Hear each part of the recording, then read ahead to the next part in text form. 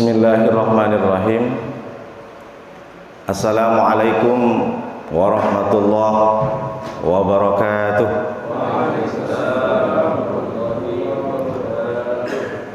Bismillahirrahmanirrahim. Alhamdulillahi tawakkalna 'ala Allah wa abtadi'ul imla'a bismiddatil aliyah mustadirran faidal barakati 'ala ma ana lahu wa aulah. Wassalatu wassalamu ala rasulillah sayyidina wa habibina wa syafi'ina Muhammadin ibni Abdillah wa ala alihi wa ashabihi wa man tabi'ahu wa mawala. Ashhadu an la ilaha illallah wahdahu la syarika lah wa ashhadu anna sayyidana wa nabiyina Muhammadan abduhu wa rasuluh la nabiyya ba'da. Allahumma salli wa sallim wa barik ala sayyidina Muhammadin wa ala alihi wa sahbihi ajma'in. Subhanaka la ilma lana illa ma 'allamtana innaka antal alimul hakim. Rabbi shrah li sadri wa yassir li amri wa hlul 'uqdatam min lisani yafqahu qawli. Amma ba'du.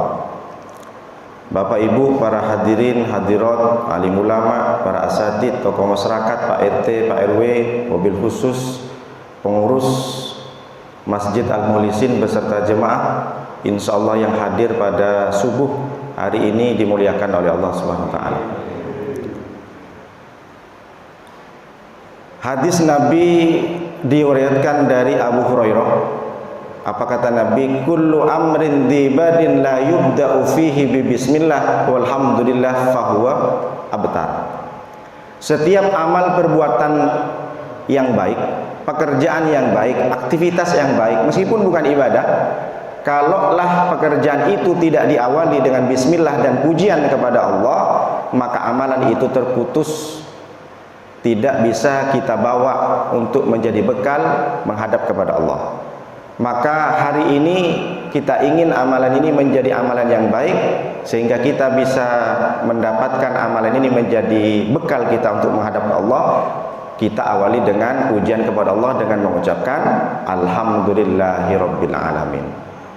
Hadis riwayat Imam Nasai, kata Nabi sallallahu alaihi wasallam, "Ma jalasa qaumun majlisan fatafarraqu an ghairi salati 'alan nabi sallallahu alaihi wasallam illa tafarraqu ala antani min rihil jifati." Tidaklah satu kaum berkumpul di dalam satu majlis, di dalam duduk-duduk, di perkumpulan, ada musyawarah, ada rapat, lalu kemudian orang-orang itu fatafarraqu an ghairi salati 'alan nabi, berpisah, selesai, tapi tidak membacakan sholawat di dalamnya. Apa kata Nabi? Illa tafarraqu ala antani min rihil jifati, maka orang itu berpisah dengan bau yang lebih busuk daripada bangkai. Maka kita tak ingin majlis kali ini menjadi majlis yang bangkai, yang busuk, yang bau. Kita bacakan sholawat kepada Nabi dengan ucapan Allahumma sholli ala Sayyidina Muhammad wa ala ali Sayyidina Muhammad. Bapak Ibu yang dimuliakan oleh Allah Subhanahu wa taala, kita lanjutkan kajian hadis arba'in. Kali ini hadis yang ke-13. Kalau diambil temanya itu adalah mencintai sesama adalah bukti kesempurnaan iman. Hadisnya kalau dibaca dengan suku kata, dia sekitar 8 suku kata, pendek, tapi maknanya luas.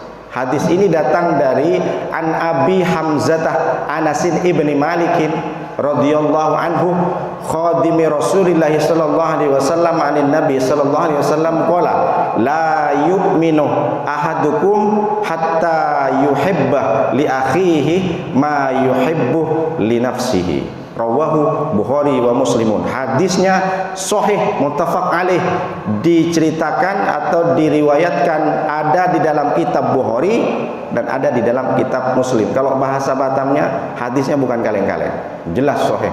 Bukhari dan Muslim meriwayatkan. Hadis ini diceritakan dari Abi Hamzah, berarti dia anaknya namanya Hamzah. Siapa nama sahabat itu? Namanya Anas bin Malik. Siapa Anas bin Malik? Khadimi Rasulullah sallallahu alaihi wasallam, pelayan, pembantu Rasulullah. Berarti kalau sudah dinamakan pembantu, jangankan ucapan Nabi, semua aktivitas Nabi nampak setiap hari. Siapa Anas ini? Satu ketika Nabi hijrah ke Madinah, datanglah ibu namanya Ummu Sulaim binti Milhan. Dia tidak punya harta, dia miskin, anak cuma satu-satunya, tak punya tanah, tak punya apa-apa, tapi pengen atau ingin membantu Rasulullah dalam menegakkan dakwah Islam pada waktu itu. Datang ke Rasulullah, "Ya Rasulullah, saya tidak seperti orang-orang yang lain. Saya tak punya tanah, saya tak punya duit, saya tak punya apa-apa, saya tak punya ternak, tapi saya punya anak ya Rasulullah. Ini namanya Anas, bapaknya Malik. Saya pasrahkan ke Rasulullah, terserah Rasulullah mau diapakan anak saya." Pada waktu itu Anas bin Malik umur 10 tahun, tahun 1 Hijriah. Ketika Nabi meninggal, berarti Anas bin Malik umur berapa? Nabi hijrah di Madinah berapa tahun?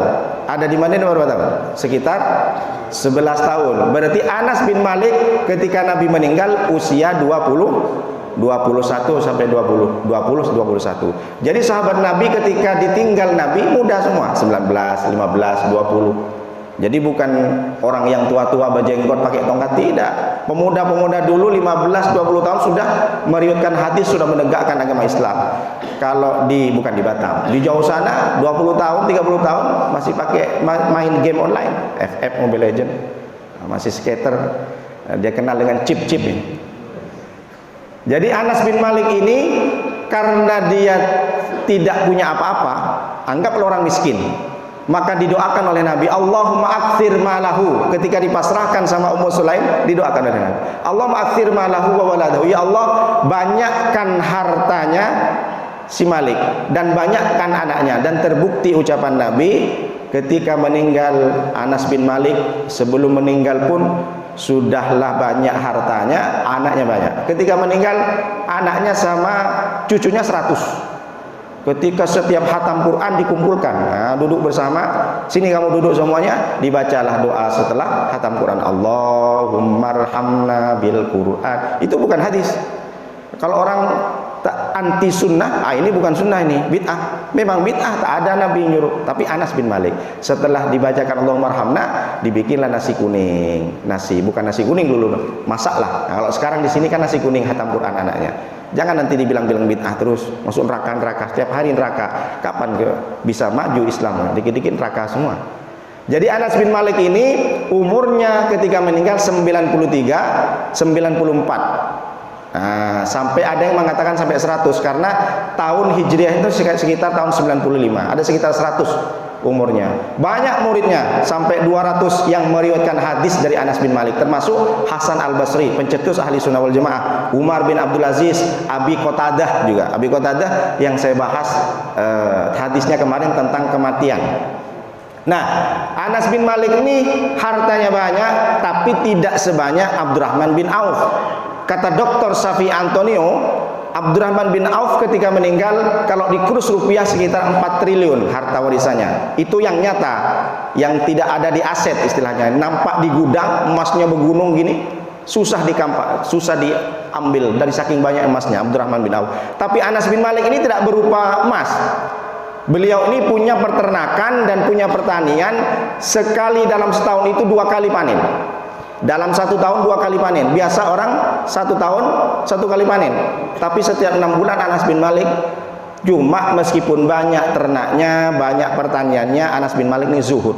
Zuhud ini istilahnya tidak mau terlalu nampak mewah. Zuhud tapi bukan berarti dia tak mau harta, dia tak berbini. Ada anak muda ditanya, kenapa kau enggak berbini? Saya zuhud Pak Ustadz. Itu bukan zuhud, bongak namanya. Jadi zuhud itu bukan berarti tak punya istri, tak punya harta. Punya harta banyak, istri 1, tapi tidak memperturutkan hawa nafsunya. Digunakan hartanya untuk di jalan agama Allah. Itu zuhud namanya. Makanya ada waliullah namanya Rabi'ah al-Adawiyah. Beliau ini zuhud. Perempuan ini sampai dikatakan sampai derajatnya sama dengan Nabi, waliullah. Apa doanya? Ilahi anta maksudi waridhaka matlubi a'tini mahabbataka wa ma'rifataka hadza huwa ghayati ya ilahi. Doa yang dipanjatkan Rabi' al-Adawiyah, ya Allah, engkau adalah tujuan hidupku, waridhaka matlubi, dan keridhaanmu lah harapan dalam hidupku ini, a'tini mahabbataka wa ma'rifataka, anugerahkan kepada kami, kepadaku ya Allah, mahabbataka, untuk selalu mencintaimu, wa ma'rifataka, dan anugerahkan kepadaku ya Allah ilmu, agar aku bisa mengetahui tentang kebesaran dan keagungan. Hadza huwa ghayati, itulah tujuan hidupku, harapanku dalam hidup ini ya ilahi. Itu doa orang-orang yang makrifat. Jadi setiap hari doanya hanya pengen bertemu dengan Allah, hanya beribadah kepada Allah. Bagaimana hadisnya? La yu'minu ahadukum hatta yuhibba ma li akhihi ma yuhibbu li nafsihi. La yu'minu, tidaklah beriman. Ini kalau dibilang tak beriman, bertanya-tanya kita, ini Nabi kenapa kok bisa bilang tidak beriman? Kalimatnya menggunakan fi'il mudhari'. Dalam bahasa Inggris namanya continuous tense. Fi'il mudhari' hal, future dan continuous tense, sedang dan akan berlangsung. Jadi maksudnya la yu'minu bukan tidak beriman. Orang itu tidak sempurna imannya, tidak sampai kepada kamalul iman. Semua orang punya iman. Kapan kita punya iman? Apakah kita balik? Apakah kita sudah dilahirkan atau kita sudah tahu tentang ilmu? Kita itu sudah membawa iman mulai dari sebelum masuk ke perut ibu. Surat Al-A'raf ayat 172. Ketika ruh-ruh itu dikumpulkan oleh Allah, maka Allah menanyakan kesaksian daripada ruh. Alastu bi rabbikum? Hei para ruh, apakah aku ini adalah Tuhanmu? Maka si ruh-ruh itu menjawab, qalu bala syahidna. Mereka menjawab, iya betul ya Allah, engkau, saya bersaksi, kami bersaksi, engkau adalah Tuhan kami. Jadi sebelum masuk ke perut ibu, manusia itu sudah punya iman. Jangankan sudah lahir, semua siapapun orang tuanya, meskipun orang tuanya bukan muslim, mereka sudah punya iman dengan Allah SWT, sudah dibawain bekal oleh Allah. Berarti ada bibit iman. Ketika kita sudah lahir lalu masuk ke usia balik, maka penting bibit ini harus dirawat. Dirawat dengan apa? Kalau pohon bibit agar bisa tumbuh diapain? Disiram. Maka iman kita ini agar bisa tumbuh terus disiram. Disiram dengan apa kalau iman? Dengan ilmu. Kalau pohon dengan air. Ketika sudah tumbuh, maka mestilah harus kita pupuk agar pohon ini berbuah. Makanya dalam kajian atau pengajian umum itu, mari kita dengarkan siraman rohani. Berarti ketika Bapak Ibu hadir di sini, namanya sedang menyiram iman kita dengan ilmu. Dengar khutbah Jumat, kita menyiram ilmu juga. Jadi iman bisa tumbuh terus kalau kita siram, ikut kajian terus. Berarti kita sedang menyiram iman kita agar bisa tumbuh. Setelah tumbuh, kita tak berharap dengan buahnya, maka mesti dipupuk. Kalau iman gimana cara mupuknya? Dipupuk dengan amal, zikir, baca yasin, sholat duha. Jangan hanya tahu saja, oh saya tahu tahajud itu bagus, tahajud itu doa yang dipanjatkan di waktu tahajud diijabah oleh Allah, tapi tak pernah melakukan. Saya tahu kok, duha itu sunnah tahu, sedekah itu banyak pahalanya saya tahu, tapi tidak dikerjakan, berarti tidak berbuah ilmunya. Maka kalau iman ingin berbuah, ada hasilnya, dipupuk dengan amal. Jangan hanya sekedar mencari ilmu tahu saja. Innama yakhsyallaha min ibadihil ulama. Sesungguhnya orang-orang yang berilmu adalah orang yang takut kepada Allah. Kalau hanya sekedar banyak tahu, semua orang pada tahu, haram halal tahu semua, sunnah muakkad tahu semua, pahalanya banyak, tapi tidak lakukan, tidak berbuah. Setelah pohon ini berbuah, pohon ini iman kita sudah melaksanakan amal, maka hati-hati, ada amal yang biasanya kena jamur. Ada buah, tidak semua buah bisa manis. Ada juga yang kena busuk dia, ada jamur. Kan biasanya ada hama pohon, hama tanaman. Maka kita harus jaga. Jaga dengan apa? Dijaga, dirawat pohon itu agar tidak ada hama, dijaga dengan ikhlas. Setelah kita dapat ilmu, lalu diamalkan ilmu itu, jaga amal kita. Pekerjaannya ketika dilakukan harus dengan ikhlas karena Allah SWT. Sholat di rumah pakai kulhu masih mending. Sholat di rumah pakai yasin, Allahu Akbar. Ketika sudah sampai di masjid, Allahu Akbar, satu rakaatnya 10 menit. Kenapa? Karena banyak orang. Berarti tidak ikhlas. Ikhlas tidaknya amal kita dilakukan diukur sendiri, jangan ukur orang. Kalau sholat di rumah itu 10 menit, insya Allah di masjid 10 menit. Itu perbedaan gampangnya. Ibu, bapak ibu harus ukur sendiri, jangan ukur orang. Jadi perasakan sendiri. Kalau sholat di rumah saya kok cepat kali, pakai kulhu, pakai madhab Valentino Rossi, cepat dia. Sekali sholat sunat di masjid, oh lama dia. Nah, kata Nabi, la yu'minu, tidak sempurna imannya. Ini hadis penting. Hari ini kita akan mengasah iman kita. Sempurna tidak iman kita diukur dari hadis ini. Ada yang bilang kamu tidak beriman kalau kamu belum puasa sunnah. Betul. Kamu tidak beriman kalau kamu belum berinfak ke masjid, membangun masjid, umroh, bersedekah, sholat tahajud, sholat sunat, ngaji Al-Quran. Betul semuanya. Tapi hadis ini berbeda. Kamu belum sempurna imannya sampai kau sayang kepada saudaramu sama halnya kau sayang kepada dirimu sendiri. Kenapa ini penting? Karena iman ini kan yang akan kita bawa untuk meninggal. Makanya ada doa, Allahumma ahyina bil iman. Ya Allah, hidupkan kami dengan iman. Wa amitna bil iman, matikan kami dengan iman. Wahsyurna bil iman, hidupkan kami nanti di padang mahsyar dengan iman. Wa adkhilnal jannata mal iman, dan masukkan ke surga mu ya Allah kami dengan iman. Jadi yang kita bawa nanti adalah iman. Yauma la yanfa'u malu wala banun illa man atallaha biqalbin salim. Semua nanti tidak ada gunanya, harta, anak, aset semuanya, kos-kosan, punya sawah, punya rumah besar, punya mobil, tak ada gunanya.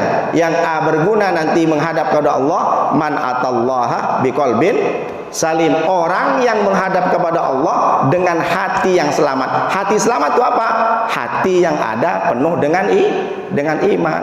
Karena Bapak Ibu, orang kalau meninggal tak bawa iman, dia tak percaya dengan Allah, tidak menyembah Allah, ada dua. Alladzina habitat a'maluhum fid dunya wal akhirah. Mereka itu ketika sudah meninggal karena dia tidak percaya, tidak beriman kepada Allah, habitat a'maluhum fid dunya wal akhirah. Sia-sia amalan di dunia dan akhirat. Wa qadimna ila ma'amilu min amalin faja'alnahu haba'an mansura. Orang kalau tidak beriman maka didahulukan oleh Allah balasannya. Dia bangun masjid tapi dia tidak beriman kepada Allah, tak mengakui Allah. Dia bikin pondok tahfidz, memang betul. Dia bahkan bikin jalan berkilo-kilometer tapi dia tidak beriman kepada Allah, tidak mengucapkan asyhadu alla ilaha illallah wa asyhadu anna muhammadar rasulullah. Maka orang ini haba'an mansura, dikasih balasan oleh Allah, dikasih kekayaan di waktu dunia, tapi di akhirat haba'an mansura, bagaikan debu berterbangan, tidak ada gunanya. Oleh karena itu mudah-mudahan kita semua yang hadir di sini mati membawa iman dengan ucapan la ilaha illallah muhammadur rasulullah. Jadi kata Nabi ini, tak beriman, tak sempurna imanmu jika kamu belum sayang, belum cinta kepada saudaramu sama halnya kau cinta kepada dirimu sendiri. Ini kalau diartikan seperti ini agak susah-susah gampang. Jadi kita harus ke benda saja. Contoh begini, sorban ini kamu senang, Nuruddin, kamu senang punya sorban ini, maka begitu juga senangnya kamu ketika sorban ini ada pada saudaramu. Kamu belum beriman Nuruddin kalau kamu tidak senang sorban yang kamu pakai itu ada pada saudaramu, begitu juga kau senang. Jadi kenapa saya contohkan ke benda? Orang ini biasanya nengok orang sukses itu kan karena benda. Oh dia sukses kenapa? Gaji banyak, rumah besar, mobil banyak, motor banyak, sukses dia. Itu kan bahasa manusia. Padahal sukses definisi menurut Allah bukan seperti itu. Makanya saya contohkan seperti ini. Kamu belum beriman ketika kamu merasa senang punya HP. Begitu juga kamu senang kalau HP itu ada di tangan saudaramu. Kenapa saya contohkan begini? Karena ada manusia-manusia dia senangnya kalau barang itu cuma milik dia. Contoh begini, di komplek ini kau tengoklah siapa yang punya HP lipat Samsung. Nggak ada kan, cuma aku. Ada kan seperti itu. Berarti belum beriman, belum sempurna imannya. Kau tengok di sini sepanjang ini, mana ada rumah seperti aku nih? Cuma aku satu-satunya punya rumah seperti ini. Belum beriman. Jadi ini masalah hati. Karena ibadah itu ada tiga. Ada ibadah badaniyah, zikir, sholat, ngaji Quran, badaniyah. Ada yang kedua ibadah maliyah, mengeluarkan harta, infak, sedekah. Saya sudah berinfak tapi tak mengeluarkan barang-barang, tak mengeluarkan duit, berarti belum. Jadi ibadah memang berupa harta, harus dikeluarkan. Wakaf tanah, beli semen, beri kikil untuk bangun masjid ini. Nah, itu namanya ibadah maliyah. Ada yang ketiga yang lebih berat, ibadah hati. Menahan marah, menahan egois, menahan dendam, menahan untuk tidak membuli, mencaci, mengejek, mengolok-ngolok. Menahan hati ini untuk bisa sama-sama merasakan ketika orang lain, tetangga kita sedang musibah. Sama-sama juga ikut senang ketika orang lain juga bahagia. Jadi kamu tidak beriman kalau ada orang yang merasa saya punya barang, orang lain tak punya barang. Bunda, iya, saya tengok Bunda kemarin pakai tas Gucci ya. Kalau ibu-ibu tahu kan tas Gucci, tas Hermes. Iya, kenapa? Warnanya pink. Iya. Saya tengok tetangga sebelah Bunda itu punya kayak gitu sama. Ah, mana ada? Punyaku ini asli Paris, aku beli di Singapura. Enggak persis pokoknya sama tetangga Bunda. Ah, yang itu KW 10. Paling belinya di second top 100 katanya, di Jodoh. Nah, ini berarti belum beriman. Bunda, aku tengok bajunya bagus pink, tapi aku tengok nampak tetangga sebelah 3 rumah dari Bunda tuh persis sama. Mana ada? Aku yang punya ini cuma di sini. Nah, ini contohnya, salah satunya. Jadi dia itu merasa senang, merasa bangga karena hanya dia yang punya barang. Berarti dia belum beriman. Mestinya kita tak boleh menggunakan sesuatu yang mungkin orang lain itu tak punya, takut menyakiti perasaannya. Jadi hadis ini mengasah kita untuk bisa pintar merasa, bukan merasa pintar. Islam memang begitu. Islam mengajarkan kepada kita melalui hadis ini bagaimana kita bisa pintar berasa, bukan merasa pintar. Jadi dalam hal apa? Salah satunya yang pertama dalam hal masalah makanan. Kalau makanan itu, nah sekarang kan banyak makanan, kerang tumpah, sotong tumpah, semuanya tumpah. Kalau makanan itu enak di lehermu, begitu juga bagaimana makanan ini masuk di leher orang itu enak juga. Maksudnya bagaimana? Datang bapak-bapak tuh ke warung, pesen 2 mangkok. Loh, bapak kan sendirian. Saya kan punya teman, biar teman saya itu sama-sama makan, Bang. Oh ya udah, sekarang Pak, sekarang aja. Kok bisa sekarang? Nanti kan biar kawan saya yang bayar katanya. Nah, itu beda lagi namanya. Jadi dalam hal makanan sekarang sudah banyak pembantu-pembantu itu curhat. Pak Ustadz, saya punya majikan, dia rajin ke masjid, dia rajin umroh, dia rajin sedekah, tapi bagian dia makan Pak Ustadz enak-enak Pak Ustadz, sotong, udang, rendang semuanya. Bagian saya yang makan dikasihnya lah makanan sisa-sisa kemarin Pak Ustadz. Sedih saya Pak Ustadz. Padahal bapak sama ibu itu semuanya bu haji Pak Ustadz. Hajinya itu 2 kali, umroh itu setiap tahun Pak Ustadz.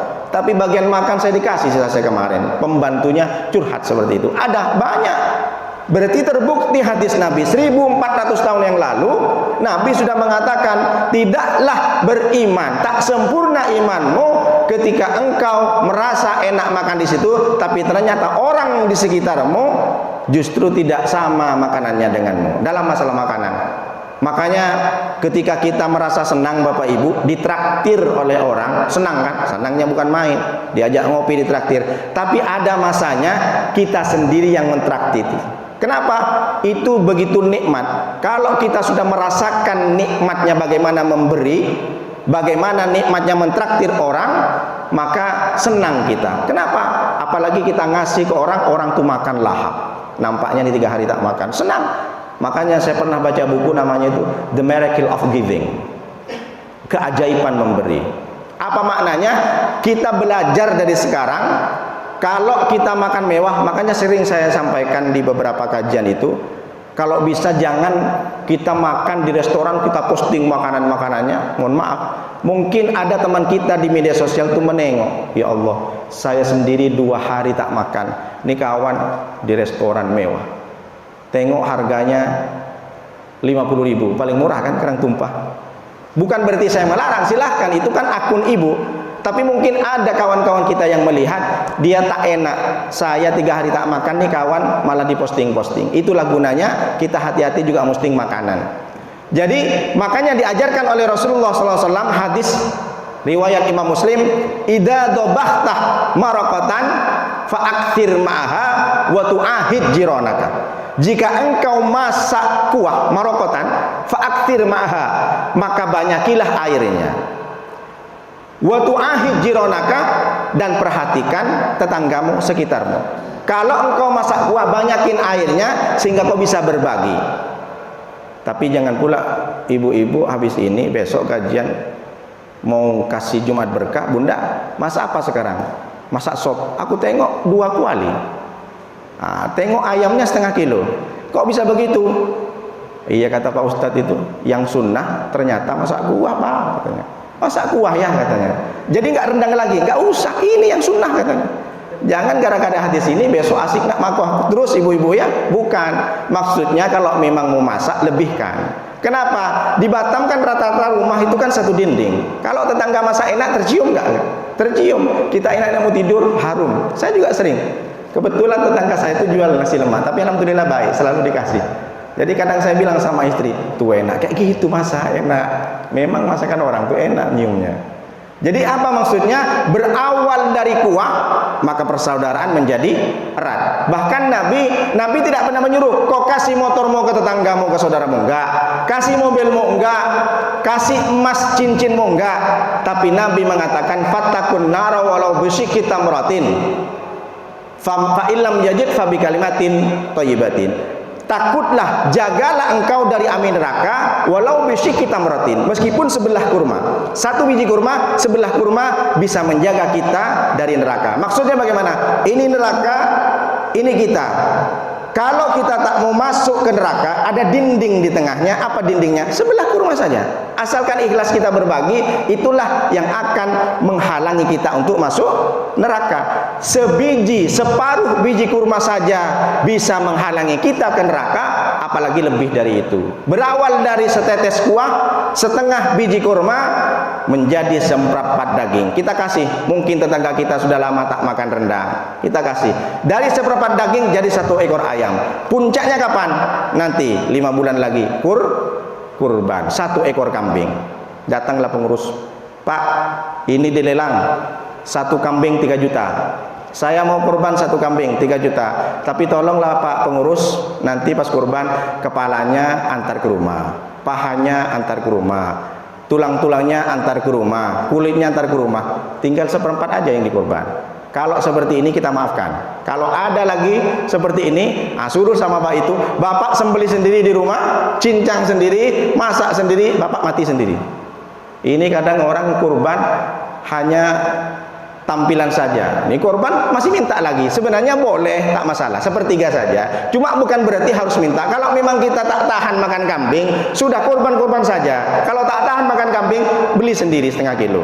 Ini kadang kebiasaan kan begitu. Tolong Pak Ustadz, ini pahanya, kepalanya diantar. Kalau korban aja, kasih ke orang. Banyak orang yang senang kalau sudah dibagi. Mudah-mudahan di sini banyak korbannya nanti. Ustaz Nurdin dipanggil lagi di telepon sama Ustaz Royang nanti. Nabi SAW korban itu 100 unta. Unta berapa harganya? Unta biasa, bukan unta merah. Unta biasa itu sekitar 50 sampai 60. Katakanlah 50 juta satu unta. Nabi setiap kurban 100 ekor unta. 50 juta kali 100. 5M Bapak Ibu. Kapan kita mau kurban sampai 5M? 1 kambing aja masih mikir, ini kan kreditan rumah. Padahal 1 kambing saja tak bisa kita menjatuhkan kita miskin. Jadi Bapak Ibu jemaah, pastikan dari sekarang niatkan 1 kurban kambing. Wah, jadi rame nih. 1 rumah 1 kambing, insya Allah. Takbir. Insya Allah. Nabi saja setiap tahun 100 unta Bapak Ibu. 5M dikeluarkan Nabi.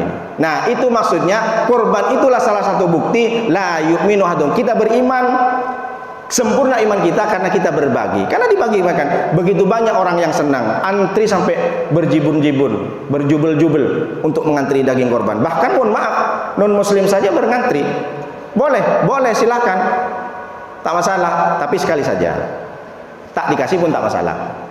Jadi hadis ini mengukur kita, mengasah kita bagaimana caranya hati ini bisa merasakan apa yang dirasakan orang lain. Kalau ada orang lain kena musibah, maka dianjurkan oleh Nabi kita harus takziah, namanya bahasa Arabnya, berbelasungkawa. Kalau orang lain itu mendapatkan nikmat, bahagiaan, dia mendapatkan hadiah, dia mendapatkan gaji naik umpamanya. Tetangga kita baru beli mobil baru renovasi rumah, kita mestinya bangga. Kenapa mesti bangga? Karena mereka itu diberikan nikmat oleh Allah. Kalau kita marah, kalau kita tak senang dengan orang yang mendapatkan nikmat, sama saja kita tak senang dengan pemberi nikmat, tak senang kepada Allah. wa tu'izzu man tasya'u wa tudhillu man tasya'u biyadikal khair innaka ala kulli syai'in qadir. Allah muliakan yang Dia kehendak, Allah hinakan yang Dia kehendak, Allah berikan nikmat, Allah yang kehendak. Jadi kadang orang tetangga renovasi rumah kambuh jantung koroner, orang beli motor baru naik tensi. Nah, ini yang salah. In tamsaskum hasanatun tasuhum wa in tusibkum sayyi'atun yufrihu biha. Ketika orang lain mendapatkan hasanah, kita justru malah membencinya. Ketika orang lain dapat musibah, justru kita yafrahu biha, kita bahagia. Ini yang tak boleh. Makanya di airport itu ada, kalau kita masuk, apa itu namanya? Detektor untuk bisa mengetahui logam. Kalau ada logam nampak, dia berbunyi. Tapi kadang ada detektor ini tak bisa men-screen. Kenapa? Karena boleh jadi detektornya rusak. Atau yang kedua, detektornya terlalu banyak debu. Sehingga akhirnya apa? Petugas bandara semua buka, Pak. Ini nampaknya tak bisa hidup. Bapak lewat, tak hidup-hidup dia. Boleh jadi detektornya itu sudah banyak debu. Sama dengan hati kita. Kita susah menengok orang senang menengok orang susah. Boleh jadi hati kita berdebu, hati kita kotor, mesti harus diperbaikin. Susah kita untuk merasakan bagaimana perasaan orang lain. Orang lain dapat musibah, tak ada bela-bela sungkawanya. Mampus kau. Berarti ada yang salah dalam hati kita, tertutupi dengan debu. Sama dengan detektor itu. Oleh karena itu Bapak Ibu, yang pertama dalam makal, yang kedua dalam masyrab. Kalau minuman ini enak, maka bagaimana minuman ini juga enak di leher orang. Yang ketiga, masalah malbas pakaian. Kalau baju ini bagus, bagaimana kita senang juga orang lain mendapatkan baju ini. Kalau orang tak punya baju, jangan terlalu nampak kita mewah-mewah. Boleh jadi orang itu tak punya. Jadi pakailah sederhana. Artinya kita diajarkan untuk menahan sabar, untuk tidak menampilkan kemewahan, sementara tetangga dekat kita, saudara kita sendiri, jangankan mau baju baru, baju yang dipakai aja cuma 2. Itu maksudnya. Jadi ini masalah hati, masalah perasaan. Memang berat, tapi ada yang lebih berat daripada itu, apa? Mengajak orang lain ikut sama-sama menikmati ketenangan dalam beribadah. Istiqomah, hijrah ikut pengajian. Kenapa? Karena hati yang tenang itu adalah hati yang akan dipanggil, yang menghadap kepada Allah. Ya ayyatuhan nafsul mutmainnah, irji'i ila rabbika radiyatan mardiyah, fadkhuli fi ibadi wadkhuli jannati. Wahai jiwa-jiwa yang tenang, maka masuklah, kembalilah engkau kepada Tuhan, kemudian kau gabunglah dengan hamba-hambaku yang soleh, lalu masuklah ke surga. Apa maknanya? Ngajak orang lain. Bapak Ibu kalau sekarang merasa tenang, hijrah. Dulu galau, ayo bro ikut kajian subuh. Dulu aku galau, tapi setelah ikut kajian, sholat berjamaah, tenang hatiku. Ajak.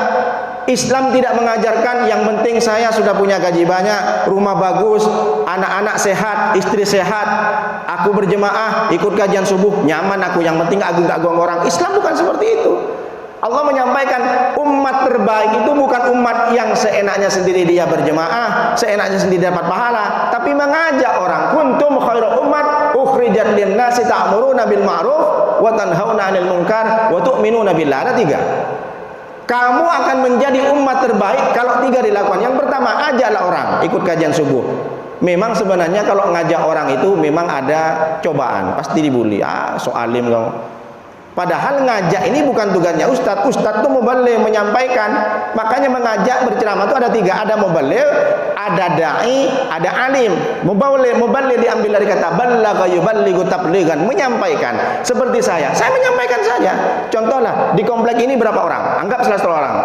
Yang sholat subuh mungkin 50 orang. Ikut kajian subuh 10 orang. 10 orang itulah yang saya ajak. 10 orang itu yang saya sampaikan. Kalau orang mengajak masuk ke dalam Islam, itu orang yang terjun ke lapangan. Assalamualaikum Pak Haji. Ya Pak Haji, kita sudah lama lah mencari nafkah. Banyak harta kita juga sudah cari. Saatnya kita berjemaah Pak Haji. Ayo sholat Pak Haji, ikut kajian subuh Pak Haji. Apa? Kau bukan LCMA, kau bukan ustaz, kau bukan profesor, kau bukan yang ceramah di khotib. Anak baru kemarin, kau sebelum lahir aku sudah haji, kata Pak Haji. Nah ini yang salah ini. Setiap orang itu punya kewajiban berdakwah. Suami ngajak istrinya, tengok ini istrinya sudah sholat subuh tidak, sudah sholat duhur berjamaah tidak, tengok anaknya sudah ngaji tidak. Setiap orang punya kewajiban berdakwah. Kalau ustadz-ustadz itu mubaligh, makanya persatuan mubaligh Batam, bukan persatuan dai Batam. Ada alim itu memberikan fatwa. Ada orang tanya ilmu, apakah ini hukumnya Pak Ustaz? Ini haram, ini tidak sah. Nah, itu namanya alim. Nah, kalau saya ini mubaligh saja tingkatannya. Bapak Ibu ini dai. Sebagai pendakwah, mendakwahkan keluarganya, mendakwahkan saudaranya, ajak orang, ud'u ila sabil rabbika bil hikmati wal mau'izatil hasanah. Ajak orang ke jalan yang baik, ke jalan bijak, agar mereka sama-sama juga merasakan. Itu memang berat tugasnya itu. Tapi ada juga yang paling berat, bagaimana itu kita bisa menahan rasa ini untuk merasakan apa yang dirasakan orang lain. Makanya ada murid namanya Imam Dhinnun Al-Misri, muridnya Imam Malik. Orang ini, ulama ini adalah ahli ma'rifat, ahli tasawuf. Apa kata beliau? Man lam yaduk lam ya'rif. Barang siapa yaduk, tidak pernah merasakan apa yang dirasakan orang lain, maka lam ya'rif, dia tidak akan pernah mengetahui apa fakta sebenarnya. Maksudnya bagaimana? Sekarang ini kan banyak bapak-bapak belum bisa merasakan bagaimana nikmatnya kopi yang sebenarnya, bagaimana rasanya teh sebenarnya.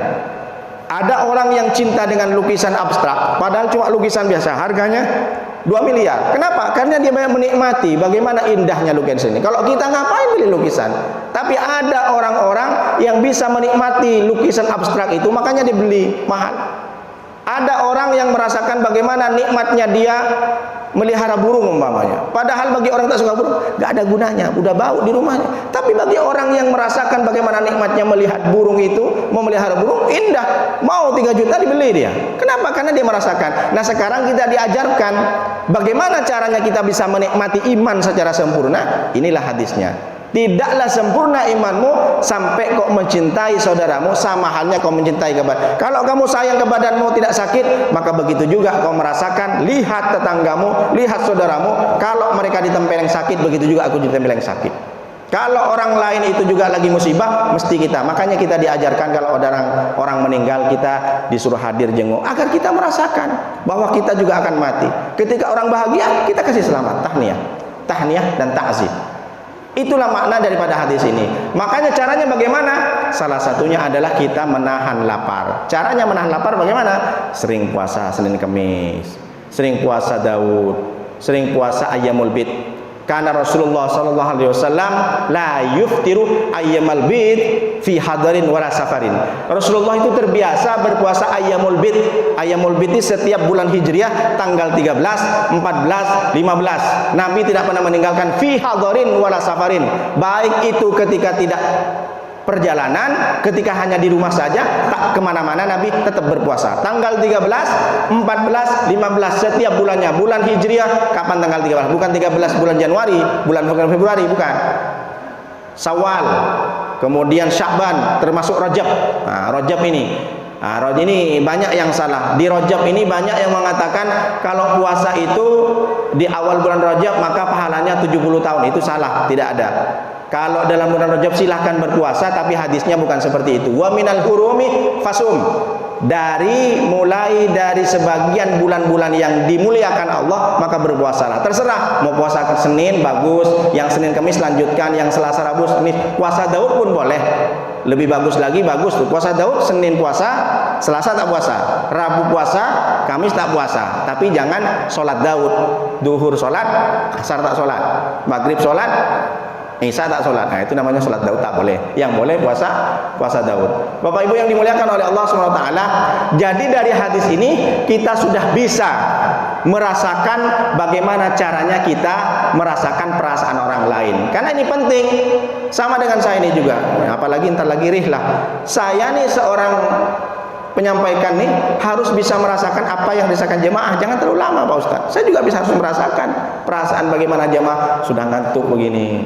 Makanya kadang saya kalau khutbah Jumat itu tidak selamanya saya khutbah, kadang saya jadi jemaah karena saya ingin merasakan bagaimana jadi jemaah dengarkan khutbah. Rupanya setelah saya nyoba, ngantuk juga saya gini. Pantaslah ketika ceramah. Makanya ketika saya ceramah ada yang tak ngantuk ketika khotibnya nyaring. Kalau saya ceramah khutbah kan nyaring. Takutlah engkau kepada Allah, ittaqullah. Bangun diam. Oh, berarti nak masuk. Makanya kalau di Jumat itu saya memang agak nyaring biar nggak ngantuk. Jadi apa yang kita rasakan, bagaimana perasaan orang lain itu juga hadir. Oleh karena itu Bapak Ibu, cepat saja karena sudah mau rihlah nanti ya. Nah, kesimpulan hadis ini ada 3. Yang pertama, mahabbatul akhul muslimi, mahabbatul islam ikhwaninal muslimina hiya bidayatu kamalil iman. Mencintai saudara kita itu adalah bukti kesempurnaan iman. Kenapa? Allah sudah menyampaikan innamal mu'minun ikhwatum fa aslihu bainakum wattaqullaha la'allakum turhamun. Sesungguhnya semua orang beriman Islam itu bersaudara. Maka berdamailah di antara kalian semuanya. Kenapa? Karena itu bukti adalah takwa kepada Allah dan engkau akan dirahmati. Kalau kita akur dengan tetangga, akur dengan saudara, itu bukti bahwa kita bertakwa kepada Allah, kata Allah, dan insya Allah rahmat akan diturunkan. Dan Imam Qurtubi mengatakan ukhwatud din athbatu min ukhwatin nasabi. Persaudaraan agama itu lebih kuat dari persaudaraan dengan keturunan nasab, karena silsilah persaudaraan. Kenapa? Fa inna ukhwatin nasabi tanqati'u bi mukhalafid din. Sesungguhnya persaudaraan keturunan nasab itu bisa terpecah belah, bisa terputus karena ada perbedaan agama. Kalau di keluarga kita ada yang mohon maaf keluar dari Islam, maka pasti kita terputus. Kenapa? Sudah tak sama lebarannya, makan pun tak sama. Karena yang orang murtad itu pasti dia mau makan, mohon maaf, daging-daging haram, berarti terputus. Jadi kalau persaudaraan secara nasab itu bisa terputus karena nanti ada perbedaan agama. Tapi kalau persaudaraan seagama, meskipun kita tidak ada aliran darah, tidak ada hubungan darah, jadi fa inna ukhwatad din la tanqati'u bi mukhalafatin nasabi. Persaudaraan agama tidak terputus karena dengan perbedaan nasab. Kalau kita tak ada hubungan darah tapi kita seagama, sama-sama la ilaha illallah Muhammadur Rasulullah, insyaallah itu tidak akan menjadi sebuah terpecah belahnya. Lalu yang kedua, apa kesimpulan dari hadis ini? Darajatul muslimi li akhihi hubbi mithli nafsihi. Derajat orang mencintai, derajat orang mencintai saudara sendiri samalah derajatnya yang mencintai diri sendiri. Yang ketiga, at-tathhiru min amradil qalbi inda ikhwanil muslimina. Kesimpulan dari hadis ini yang bertiga adalah apa? Mensucikan penyakit-penyakit hati kita ini mulai dari sekarang. Jangan sampai dendam mumpung masih hidup, kita tak lama hidup. Rabbana atina fid dunya hasanah wa fil akhirati hasanah wa qina adzabannar. Makanya kita doa seperti itu, pengen kebaikan dunia, kebaikan akhirat. Karena kita hidup di dunia itu lebih sebentar daripada hidup di kubur. Lebih lama banyak. Lebih lama mana? Hidup di dunia apa di kubur? Lebih banyak di kubur. Nenek moyang kita 10 turunan ke atas masih ada di kubur. Maka karena kita hidup sebentar di dunia, dari sekarang legowo. Maafkan sama orang, datangi, bagaimana nanti Ramadan sudah tidak ada unek-unek lagi, tidak ada dendam, tidak ada permusuhan. Maka kesimpulan yang ketiga, at-tathhiru min amridul qalbi, kita sucikan dengan hadis ini. Mudah-mudahan hadis yang kita kaji ini menjadi bekal kita untuk menghadap kepada Allah, dan dengan hadis ini kita kaji, kita bisa merefresh iman kita, bisa menyegarkan iman kita. Mungkin iman kita sudah banyak tapi belum sampai kepada kamalul iman, kesempurnaan iman. Terima kasih. Assalamualaikum warahmatullahi wabarakatuh. Bismillahirrahmanirrahim. Alhamdulillahirabbil alamin wassalatu wassalamu ala asrofil anbiya wal mursalin wa ala alihi wa sahbihi ajmain. Hamdan syakirin hamdan na'imin hamdan yuwafi ni'amaka fi mazida. Ya Rabbana lakal hamdu kama yanbaghi li jalalika wa 'azimi sultanik. Allahumma shalli wa sallim ala sayyidina Muhammadin al-Fatih lima ulika wal khatimi lima sabaqa nasiril haqqi bil haqqi wal hadi ila siratikal mustaqim wa ala alihi haqqa qadrihi wa miqdarihi al-'azim. Allahumma rabbana atina fid dunya hasanah wa fil akhirati hasanah wa qina adzabannar. Subhanaka rabbika rabbil izzati amma yasifun wa salamun alal mursalin walhamdulillahi rabbil alamin.